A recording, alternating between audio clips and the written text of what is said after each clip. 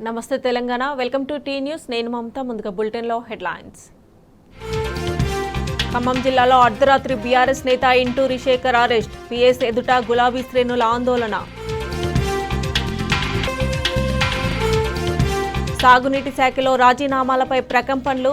మంత్రి ఉత్తమ్కు తెలియకుండానే సీఎం రేవంత్ సమీక్షలు. ఇవాల్టి నుంచి అసెంబ్లీ సమావేశాలు ప్రారంభం. కట్టుదిట్టమైన భద్రతను ఏర్పాటు చేసిన పోలీసులు.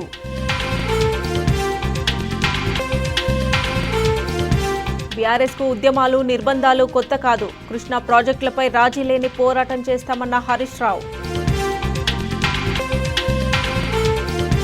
ఉపాధి లేక అల్లాడుతున్న ఆటో వాలాలు. 21 మంది ప్రాణాలు పోయినా పట్టించుకొని కాంగ్రెస్ సర్కార్.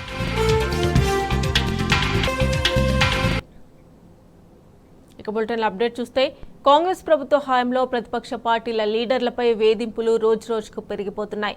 ఇప్పటికే పలు చోట్ల అక్రమ కేసులు, అరెస్టులు జరిగాయి. తాజాగా ఖమ్మం జిల్లాలో అర్ధరాత్రి హైడ్రామా నడిచింది. డీసీసీబీ డైరెక్టర్ బీఆర్ఎస్ నేత ఇంటూరి శేఖర్ను పోలీసులు అరెస్ట్ చేశారు. ఎలాంటి కారణం లేకుండానే ఆయన్ను అరెస్ట్ చేయడంపై తీవ్ర ఆందోళన వ్యక్తమవుతోంది. అర్ధరాత్రి పూట ఇంటూరి శేఖర్ను అరెస్ట్ చేయాల్సిన అవసరం ఏమొచ్చిందని బీఆర్ఎస్ ఎమ్మెల్సీ తాత మధుసూదన్ ప్రశ్నించారు. ఇంటూరి శేఖర్ను తరలించిన నేలకొండపల్లి పీఎస్ ముందు ఎమ్మెల్సీ తాత మధు ఆధ్వర్యంలో బీఆర్ఎస్ పార్టీ నేతలు, కార్యకర్తలు పెద్ద ఎత్తున ఆందోళన నిర్వహించారు. శేఖర్ను ఎందుకు అరెస్ట్ చేశారో చెప్పాలని పోలీసులను నిలదీశారు. కనీసం నోటీసులు ఇవ్వకుండా అర్ధరాత్రి అరెస్ట్ చేయడం వెనుక కారణాలు అడిగారు. రాజకీయ కక్షలో భాగంగానే బీఆర్ఎస్ నేతలను అరెస్ట్ చేస్తున్నారని ఎమ్మెల్సీ తాత మధు ఆగ్రహాన్ని వ్యక్తం చేశారు.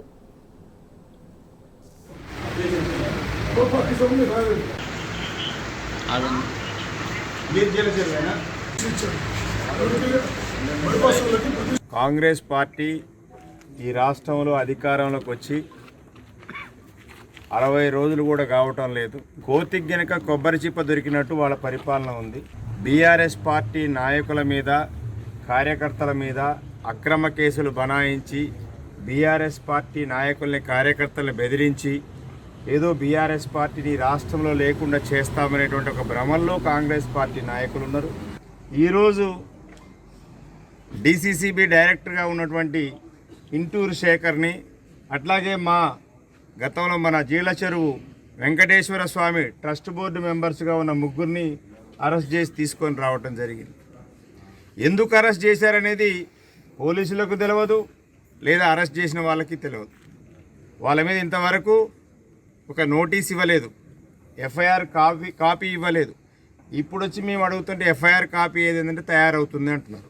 అంటే ఎఫ్ఐఆర్ లేకుండా అరెస్ట్ చేయొచ్చు, నోటీస్ ఇవ్వకుండా అరెస్ట్ చేయొచ్చు. కాంగ్రెస్ పార్టీ పరిపాలనలో తెలంగాణ రాష్ట్రం తీసుకొచ్చిన తర్వాత ఈ 10 సంవత్సరాల్లో కేసీఆర్ గారి నాయకత్వంలో పరిపాలనలో ఏ రోజు కూడా ఏ కాంగ్రెస్ నాయకుడి మీద ఈ జిల్లాలో ఎక్కడా బీఆర్ఎస్ పార్టీ ఒక అరాచకం అనేది చేయలేదు. ఇప్పటికి కూడా దుర్మార్గంగా వాళ్ళని తీసుకొచ్చారు. పాపం జీళ్ళ చెరువు నుంచి ట్రస్టీస్, వాళ్ళకి ఏం తెలియదు. వాళ్ళు దళితులు ఉన్నారు, ఇద్దరు కులం పేరు పెట్టి తిట్టారట, లంజా కొడక అని తిడుతున్నారట. అంటే వాళ్ళు ఏం పాపం చేశారని లంజా కొడక అని తిడుతున్నారు? జిల్లా పోలీస్ అధికారి దానికి సమాధానం చెప్పాలి. మీరు అడిగేదానికి ఆన్సర్ చెప్పాలి.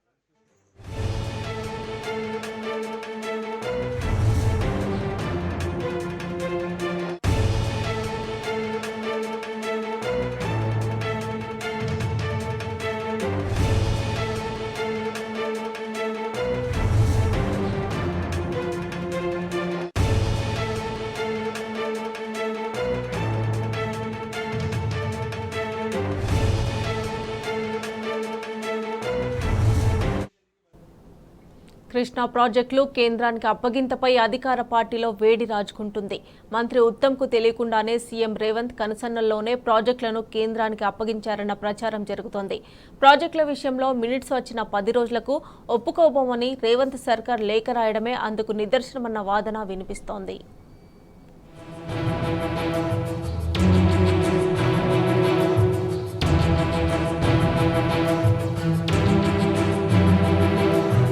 కృష్ణా ప్రాజెక్టుల అప్పగింతలో సస్పెన్స్ కొనసాగుతోంది. కేఆర్ఎంబీకి అప్పగించలేదంటూ మంత్రి ఉత్తమ్ కుమార్ రెడ్డి ప్రకటించారు. గత నెల 17న ఢిల్లీలో కేంద్ర జలశక్తి సమావేశం, ఈ నెల 1వ తేదీన జలసౌధలో కృష్ణా బోర్డు సమావేశం. ఈ రెండింటిలోనూ తెలంగాణ నీటిపారుదల శాఖ ఇంజనీరింగ్ చీఫ్ మురళీధర్ రావు కృష్ణా ప్రాజెక్టును బోర్డుకు అప్పగించేందుకు అంగీకారమే అని స్పష్టం చేశారు. అంటే రేవంత్ సర్కార్ ఏమి చెప్పిందో ఈఎన్సీ మురళీధర్ రావు తూచా తప్పకుండా అదే చేశారనేది నిర్వివాదాంశం. కాకపోతే ఈ వ్యవహారాన్ని సీఎం రేవంత్ రెడ్డి నేరుగా నడిపించారనే ప్రచారం ప్రభుత్వ పార్టీ వర్గాల్లో జోరందుకున్నది. సంబంధిత శాఖ మంత్రి ఉత్తమ్ కుమార్ రెడ్డికి సమాచారం లేకుండానే ప్రాజెక్టుల అప్పగింత తతంగం జరిగిపోయిందనే వాదన వినిపిస్తున్నది. ఇందుకు గత నెల రోజుల్లో చోటు చేసుకున్న అనేక పరిణామాలు బలాన్ని చేకూరుస్తున్నాయి. సర్కారు వైఫల్యాన్ని గుర్తించి బీఆర్ఎస్ పార్టీ ఎప్పుడైతే ప్రజల్లోకి వెళ్లేందుకు సిద్ధమైందో అప్పుడు సీఎం రేవంత్ తూచ్ అంటూ మీడియా సమావేశం నిర్వహించినట్టు చెబుతున్నారు.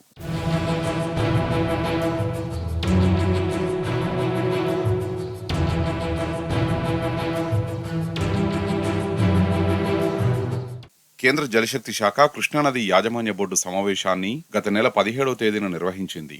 అందులో ప్రాజెక్టుల అప్పగింతకు తెలంగాణ ప్రభుత్వం అంగీకరించిందనే వాస్తవాన్ని మీడియా వెలుగులోకి తెచ్చింది. అదే రోజు కాళేశ్వరం ప్రాజెక్టుపై ప్రభుత్వం సమీక్ష నిర్వహించి మీడియాకు ఆ వివరాలు వెల్లడించిన సందర్భంగా ప్రాజెక్టును అప్పగించలేదు అని ముక్తసరిగా తెలిపింది.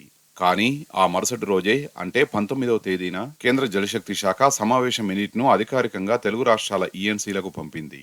లేఖ కూడా బయటకు వచ్చింది. దీంతో అందులోని వాస్తవాల ఆధారంగా తెలంగాణ కృష్ణా ప్రాజెక్టుల కథ ఒడిసిపోయింది అంటూ అన్ని మీడియాల్లో ప్రముఖంగా వచ్చింది. సీఎం మంత్రులు బుకాయిస్తున్నట్లు మేం ఒప్పుకోలేదు అనేది నిజమైతే వెంటనే అదే రోజు కేంద్రానికి లేఖ వెళ్లాలి.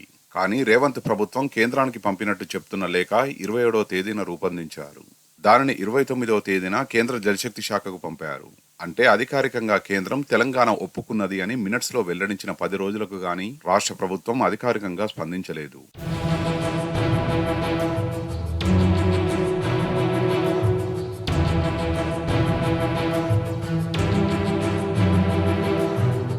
కృష్ణా బోర్డు వ్యవహారం గత నెల 18 నుంచి రాష్ట్రంలో సంచలనంగా మారుతూ వచ్చింది. ఈ సమయంలో పలు పర్యాయాలు సీఎం రేవంత్ రెడ్డి నీటిపారుదల శాఖకు సంబంధించి సమీక్ష జరిపారు. కొడంగల్ నారాయణపేట ఎత్తిపోతల పథకంపైన సమీక్ష నిర్వహించారు. కానీ ప్రాజెక్టుల అప్పగింతపై మాత్రం ఎక్కడా అధికారిక ప్రకటన చేయలేదు. కనీసం ఆరా తీసినట్టు కూడా సీఎంఓ నుంచి సమాచారం బయటకు రాలేదు. ఈ నేపథ్యంలో బీఆర్ఎస్ పార్టీ కార్యాచరణ ప్రకటిస్తుందనే వార్త వెలువడంతో హడావిడిగా మీడియా సమావేశం నిర్వహించి ఈఎన్సీ మురళీధర్ రావును వెనుకేసుకొచ్చి మాట్లాడారు. తాము ఇచ్చిన ఆదేశాలనే ఈఎన్సీ అమలు చేస్తారని స్పష్టం చేశారు. ఈ నేపథ్యంలో తాజాగా ఈఎన్సీ మురళీధర్ రావుతో పాటు కాళేశ్వరం ఈఎన్సీ వెంకటేశ్వర్లను కూడా రాజీనామా చేయాలని మంత్రి ఉత్తమ్ కుమార్ రెడ్డి ఆదేశించినట్టు తెలుస్తోంది. రాజీనామా ఆదేశాలు అనూహ్యంగా తెరపైకి రావడం తీవ్ర చర్చనీయాంశంగా మారింది. కొడంగల్ నారాయణపేట ఎత్తిపోతల పథకంపై సీఎం రేవంత్ రెడ్డి సచివాలయంలో మహబూబ్ నగర్ జిల్లా ఇంజనీర్లతో నిర్వహించిన సమీక్షా సమావేశంపై సంబంధిత శాఖ మంత్రి ఉత్తమ్ కుమార్ రెడ్డికి కనీస సమాచారం కూడా ఇవ్వకుండా సమీక్ష నిర్వహించారు. దీంతో రేవంత్ రెడ్డి మంత్రి ఉత్తమ్ మధ్యలో కోల్డ్ వార్ జరుగుతున్నట్లు స్పష్టంగా కనిపిస్తోంది.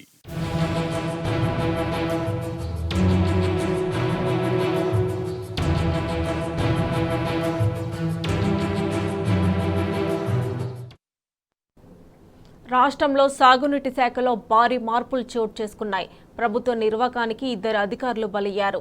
ఈఎన్సీ వెంకటేశ్వర్లను సర్వీస్ నుంచి తొలగించిన ప్రభుత్వం మరో ఈఎన్సీ మురళీధర్ను రాజీనామా చేయాల్సిందిగా ఆదేశించింది. ప్రస్తుతం రాష్ట్రంలో ప్రకంపనలు సృష్టిస్తున్న కేఆర్ఎంబీ నుంచి దృష్టి మరల్చేందుకే ఈ చర్యలు తీసుకుంటుందన్న ఆరోపణలు బలంగా వినిపిస్తున్నాయి.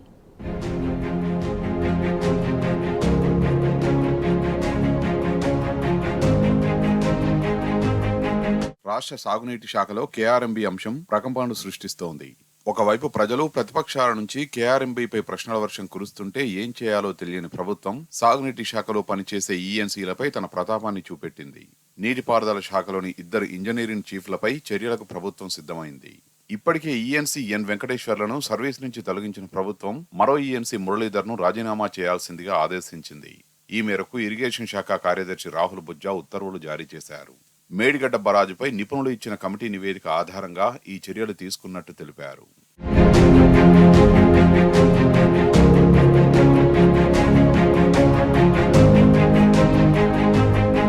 ప్రస్తుతం రాష్ట్రంలో ప్రకంపనలు సృష్టిస్తున్న కేఆర్ఎంబీ అంశాన్ని మరుగున పడేసేందుకే ప్రభుత్వం ఈ నిర్ణయం తీసుకున్నదన్న ఆరోపణలు వినిపిస్తున్నాయి. సాగునీటి ప్రాజెక్టుల నిర్వహణను కేంద్ర ప్రభుత్వానికి అప్పగించేందుకు కాంగ్రెస్ ప్రభుత్వం ఇటీవల ఒప్పుకున్న సంగతి తెలిసిందే. ఈ నిర్ణయంపై రాష్ట్ర వ్యాప్తంగా ప్రజల నుంచి తీవ్ర నిరసన ఎదురవుతుంది. మరోవైపు బీఆర్ఎస్ పార్టీ రాష్ట్ర ప్రభుత్వంపై పోరాటానికి సిద్ధమైంది. ఈ నెల 13వ తేదీన నల్లగొండలో భారీ బహిరంగ సభ నిర్వహించి ప్రభుత్వంపై పోరాడాలని బీఆర్ఎస్ అధినేత కేసీఆర్ ఇప్పటికే జంగు సైరన్ కూడా మోగించారు. దీంతో ఈ అంశం నుంచి ప్రజల దృష్టిని మరల్చేందుకే రాష్ట్ర ప్రభుత్వం తాజా నిర్ణయం తీసుకున్నట్టు భావిస్తున్నారు.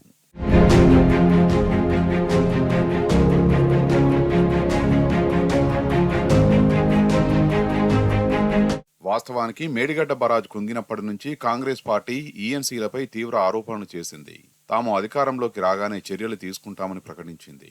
అయితే ప్రభుత్వం ఏర్పాటైన తర్వాత చర్యలు తీసుకోకుండా మీనవేషాలు లెక్కించింది. తీరా ఇప్పుడు ప్రాజెక్టుల అప్పగింతపై తీవ్ర వ్యతిరేకత వచ్చిన తర్వాత ఈఎన్సీలపై చర్యలు తీసుకుంటున్నట్టు విమర్శలు వస్తున్నాయి.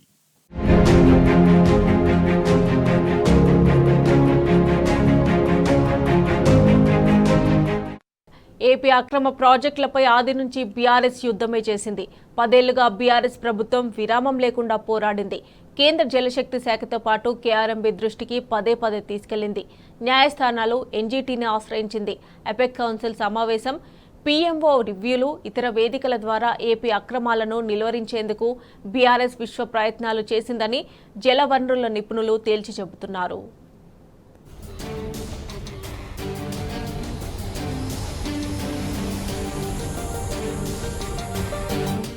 బీఆర్ఎస్ అధినేత కేసీఆర్ ప్రత్యేక రాష్ట్ర ఉద్యమం తలెత్తుకున్న నాడు ఇచ్చిన నినాదమే నీళ్లు, నిధులు, నియామకాలు. ఈ మూడింటికి మొదటి నుంచి ఇప్పటి వరకు ఆయన కట్టుబడే ఉన్నారు. తెలంగాణకు నీటి కేటాయింపుల్లో జరుగుతున్న అన్యాయాలపై తొలి నుంచి గొంతెత్తుతూనే ఉన్నారు. అధికారంలోకి వచ్చిన తర్వాత కూడా జలవనరుల్లో తెలంగాణ ప్రయోజనాల్ని కాపాడేందుకు కేంద్రంపై పోరాటం చేస్తూనే ఉన్నారు. కేసీఆర్ ప్రభుత్వం గత 10 ఏళ్లలో ఈ 3 ప్రయత్నాలను అత్యంత సమర్థంగా నిర్వహించింది. అపెక్స్ కౌన్సిల్ సమావేశం, పీఎంఓ రివ్యూలు, ఇతర వేదికల ద్వారా ఏపీ అక్రమాలను నిర్వహించేందుకు బీఆర్ఎస్ విశ్వ ప్రయత్నాలు చేసిందని జలవనరుల నిపుణులు తేల్చి చెబుతున్నారు.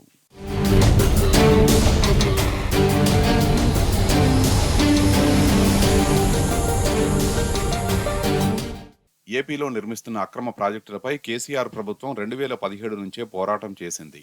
చంద్రబాబు హయాంలో ఆంధ్రప్రదేశ్ ప్రభుత్వం కృష్ణానదిపై ప్రాజెక్టులు ప్రతిపాదించింది. విభజన చట్టాన్ని ఉల్లంఘించి ఏపీ అక్రమంగా 10 ప్రాజెక్టులు చేపట్టేందుకు ప్రయత్నిస్తున్నదంటూ 2017 జూలై 29న నాటి నీటిపారుదల శాఖ ప్రత్యేక ప్రధాన కార్యదర్శి ఎస్కే జోషి కేంద్ర జలవనరుల మంత్రిత్వ శాఖ కార్యదర్శికి ప్రత్యేకంగా లేఖ రాశారు. పట్టిసీమ, పురుషోత్తమపట్నం, ముచ్చుమర్రి, సిద్ధాపురం, శివభాష్యం, గుండ్రేవుల, మున్నేరు కొత్త ఆనకట్ట, గురు రాఘవేంద్ర, గాజుల దిన్నె, పులికన్మల కింద చేపడుతున్న కొత్త పథకాలకు ఎలాంటి కేటాయింపులు, అనుమతులు లేవని అందులో పేర్కొన్నారు. ఈ ప్రాజెక్టులకు అపెక్స్ కౌన్సిల్ నుంచి అనుమతి తీసుకునేలా ఆదేశాలు జారీ చేయాలని కేంద్ర జలవనరుల మంత్రిత్వ శాఖకు విజ్ఞప్తి చేశారు.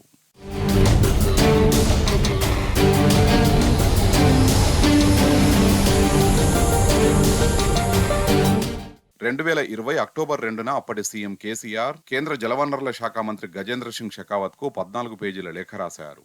ఇందులో నీటి కేటాయింపులు, ప్రాజెక్టులతో తెలంగాణకు జరుగుతున్న అన్యాయాన్ని క్షుణ్ణంగా వివరించారు. ఏపీ ప్రభుత్వం రాయలసీమ ఎత్తిపోతల పథకాన్ని ఎందుకు నిలువరించడం లేదని ప్రశ్నించారు. పోతిరెడ్డిపాడు నుంచి అక్రమంగా నీటిని తరలిస్తుంటే కేఆర్ఎంబీ ఏం చేస్తున్నదని నిలదీశారు. మరోవైపు హంద్రినీవా సుజల స్రవంతి, గాలేరు నగరి సృజల స్రవంతి లింక్ లిఫ్ట్ స్కీమ్ విస్తరణ పనులకు ఏపీ ప్రభుత్వం టెండర్లు పిలవడంపై తెలంగాణ ఈఎన్సీ 2022 డిసెంబర్ 8న కేఆర్ఎంబీకి లేఖ రాశారు. ఏపీ ప్రభుత్వం 2020 మే నెలలో రాయలసీమ లిఫ్ట్ ఇరిగేషన్ ప్రాజెక్టును చేపట్టేందుకు ఏర్పాట్లు ప్రారంభించింది. వెంటనే కేసీఆర్ ప్రభుత్వం కేఆర్ఎంబీకి ఫిర్యాదు చేసింది. పనుల్ని ఆపేయాలని తీవ్రంగా వాదించింది. దీంతో పనుల్ని ఎక్కడికక్కడే ఆపేయాలని 2020 జూలై 31న కేఆర్ఎంబీ ఏపీ ప్రభుత్వాన్ని ఆదేశించింది. సిడబ్ల్యూసీ అనుమతులు వచ్చేదాకా ఎలాంటి పనులు చేపట్టవద్దని స్పష్టం చేసింది. అంటే అపెక్స్ కౌన్సిల్ మీటింగ్కు 5 రోజుల ముందే కేఆర్ఎంబీ ఆదేశాలు జారీ చేసింది. అయినా ఏపీ ఆగలేదు, టెండర్ల ప్రక్రియ కొనసాగించింది. దీంతో ఏపీ ప్రభుత్వం దుశ్చర్యలపై ఆగస్టు 5న రాష్ట్ర ప్రభుత్వం సుప్రీంకోర్టును ఆశ్రయించింది. వెంటనే టెండర్ల ప్రక్రియను రద్దు చేయాలని కోరింది. ఒకవేళ కేసీఆర్ ప్రభుత్వం ఏపీకి అనుకూలంగా వ్యవహరించాలనుకుంటే కేఆర్ఎంబీకి ఎందుకు ఫిర్యాదు చేస్తుంది, సుప్రీంకోర్టుకు ఎందుకు వెళ్తుంది అనేవి కీలక ప్రశ్నలు.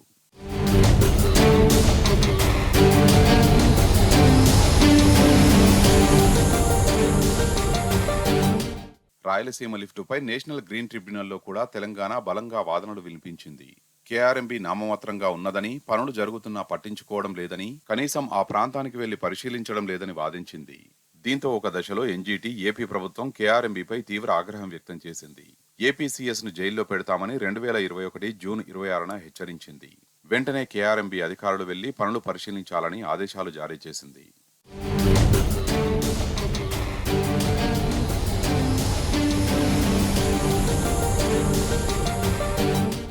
రాష్ట్రాలు విడిపోయినప్పుడు నదీ పరివాహక ప్రాంత విస్తీర్ణం, భౌగోళిక, వాతావరణం తదితర అంశాల ప్రాతిపదికన నదీ జలాల్లో నీటి వాటాను కేటాయిస్తారు. అంతర్జాతీయ జల సూత్రాలు కూడా దీనినే నిర్దేశిస్తున్నాయి. కానీ విభజన సమయంలో కేంద్రంలో అధికారంలో ఉన్న కాంగ్రెస్ ప్రభుత్వం ఈ సూత్రాలను తుంగలో తొక్కింది.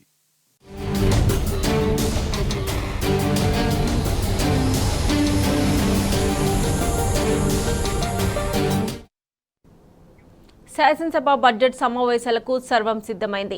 ఉభయ సభలను ఉద్దేశించి గవర్నర్ తమిళసై ప్రసంగించనున్నారు. ఉదయం 11:30 అసెంబ్లీ ప్రారంభం కానుంది. అసెంబ్లీ బడ్జెట్ సమావేశాల సందర్భంగా కట్టుదిట్టమైన భద్రతను ఏర్పాటు చేశారు పోలీసులు. శాసనసభ బడ్జెట్ సమావేశాలకు ఏర్పాట్లు పూర్తయ్యాయి. గవర్నర్ ఉభయ సభలను ఉద్దేశించి ప్రసంగించనున్నారు. ఉదయం 11:30 బడ్జెట్ సెషన్ ప్రారంభం కానుంది. కేంద్రం ఓట్ ఆన్ అకౌంట్ బడ్జెట్ ప్రవేశపెట్టినందున రాష్ట్ర ప్రభుత్వం కూడా ఓట్ ఆన్ అకౌంట్ బడ్జెట్ ప్రవేశపెట్టనుంది. ఇక వారం రోజుల పాటు సభ నిర్వహించాలని ప్రభుత్వం భావిస్తోంది. దీనిపై బీఏసీ సమావేశంలో నిర్ణయం తీసుకోనున్నారు. బడ్జెట్ సమావేశాల సందర్భంగా భద్రతా ఏర్పాట్లపై అసెంబ్లీ కమిటీ హాల్లో మండలి చైర్మన్ గుత్తా సుఖేందర్ రెడ్డితో కలిసి స్పీకర్ గడ్డం ప్రసాద్ సమీక్ష నిర్వహించారు. డిప్యూటీ చైర్మన్ బండ ప్రకాష్, శాసనసభ వ్యవహారాల మంత్రి శ్రీధర్ బాబు, ప్రభుత్వ ప్రధాన కార్యదర్శి శాంతికుమారి, డీజీపీ రవి గుప్తాతో పాటు ఉన్నతాధికారులు ఈ సమీక్షలో పాల్గొన్నారు. సమావేశాలు జరిగే సమయాల్లో కట్టుదిట్టమైన భద్రతా ఏర్పాట్లు చేయాలని అధికారులను ఆదేశించారు.